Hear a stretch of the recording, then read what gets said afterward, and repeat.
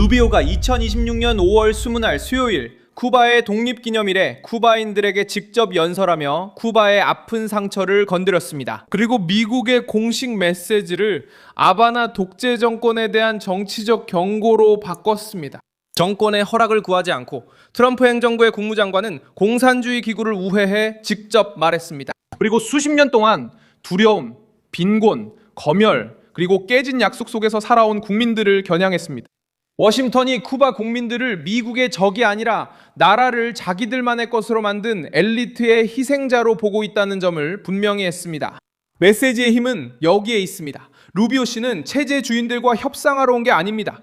루비오 씨는 쿠바 국민들에게 자유가 여전히 그 섬 안으로 돌아올 수 있다는 것, 미래가 반드시 공산당에 얽매일 필요는 없다는 것을 말하기 위해 나타난 것입니다. 그리고 미국과의 새로운 관계는 국민과 함께 만들어질 때만 의미가 있으며 명령하고 침묵시키고 억압하는 지도부와 함께라면 의미가 없다는 것입니다.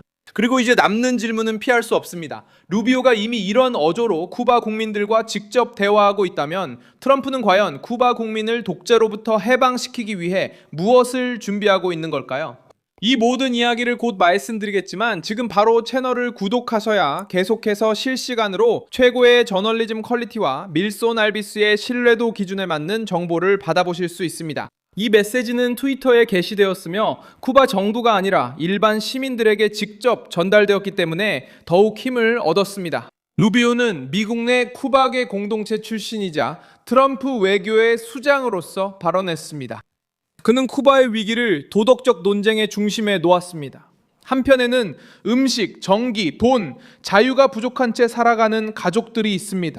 반대편에는 사업을 통제하고 불만을 억압하며 모든 가족이 외부에서 살아가고 있다고 국민을 설득하려는 지도부가 있습니다. 그는 공산주의 지도부가 섬 내부의 파괴에 책임이 있다고 지적했습니다. 그리고 미국과 자유로운 쿠바 사이에 새로운 관계를 옹호했습니다.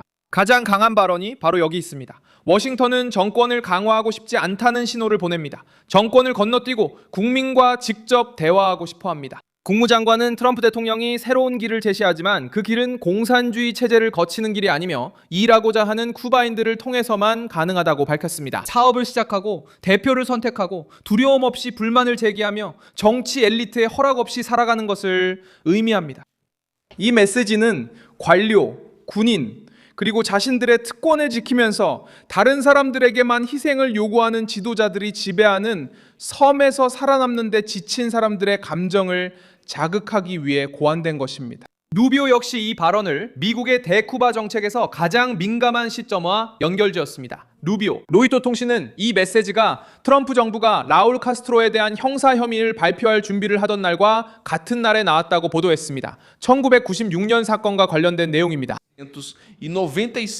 이르마우스 아오헤스 같이 그룹의 비행기가 쿠바 전투기에 의해 격추되어 4명이 사망한 사건입니다. 이 세부 사항이 메시지의 강도를 높입니다. 이것은 단순한 연대 발언이 아닙니다. 이는 카스트로 체제의 오래된 구조에 맞선 정치적, 법적, 외교적 공세의 일부입니다. 이렇게 불리는 데는 힘이 있습니다.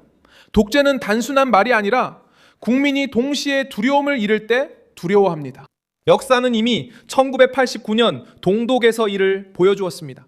수천 명의 사람들이 라이프치히와 다른 도시의 거리로 나와 자유를 요구했습니다. 결국 공산 정권은 통제력을 잃었고 베를린 장벽이 무너졌으며 손댈 수 없을 것 같던 정치 체제가 국민의 압력 앞에 무너졌습니다. 쿠바도 이제 비슷한 지점에 다다랐습니다. 국민들은 헛된 약속과 억압, 답답한 삶에 지쳐 있습니다. 한편 루비오는 쿠바인들에게 직접 말을 걸며 자유세계가 이 섬을 주목하고 있음을 보여주고 있습니다. 국민이 혼자가 아님을 깨달으면 독재 정권은 가장 강력한 무기인 침묵을 잃기 시작합니다. 바로 그렇기 때문에 이 메시지는 단순한 외교적 발언처럼 들리지 않고 정권에 맞서 온 국민을 깨울 수 있는 압박의 시작처럼 들립니다. 루비오는 쿠바 국민과 독재 정권을 분리했습니다. 그는 섬의 주민들과 섬 밖에 가족이 있는 사람들에게도 말했습니다. 중심이 된 약속은 영원한 자선이 아니라 평범한 시민이 가게, 식당, 은행, 건설사, 신문사, 방송국을 가질 수 있고 모두가 지도자를 바꿀 자유가 있는 새로운 쿠바였습니다. 메시지의 힘은 대조에 있습니다. 루비오는 쿠바인들이 미국에서 정치, 비즈니스, 음악, 스포츠 여러 분야에서 번영하고 있다는 점을 상기시켰습니다. 반면 쿠바 내에서는 재능이 권력 가까이에 있는 사람만이 성공할 수 있도록 하는 체제에 갇혀 있습니다. 쿠바 정부는 누비오를 비난하고 미국이 침략했다고 비난하며 대응했습니다. 이런 반응은 예상된 것이었습니다. 아바나는 모든 고통이 미국의 제재에서 비롯된 것이라는 주장을 계속해서 펼치고 있습니다.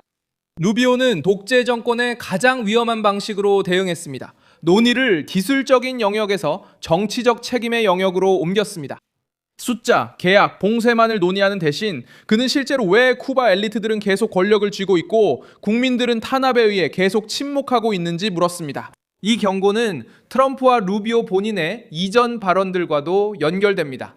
2026년 3월 트럼프는 미국이 곧 쿠바에 대해 어떤 조치를 취할 것이라고 말했고 루비오는 쿠바에는 새로운 인물들이 권력을 맡아야 한다고 주장했습니다.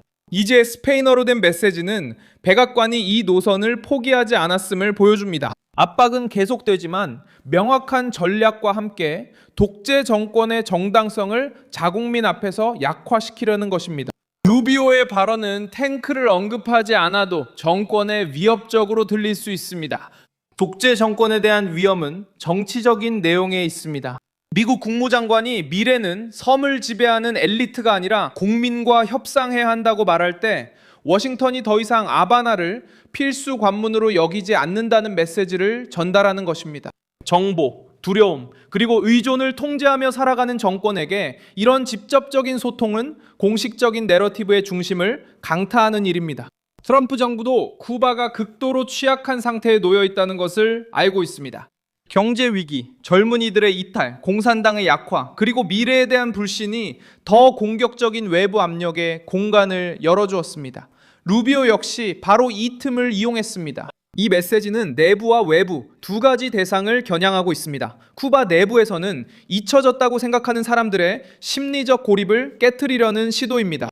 쿠바 밖에서는 이 메시지가 망명자, 플로리다의 쿠바계 가족, 트럼프 동맹들에게 전달됩니다. 이들은 모두 서반구의 사회주의 독재 정권에 대한 강경 정책을 기대합니다.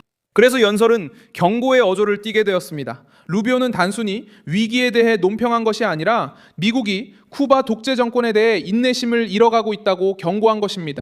다음 단계는 이제 세 가지 측면에서 진행됩니다. 첫 번째는 라울 카스트로와 같은 정권의 역사적 인물들에 대한 법적 압박입니다. 두 번째는 외교적 압박으로 워싱턴이 독재 정권을 섬의 몰락에 대한 직접적인 책임자로 내세우는 것입니다.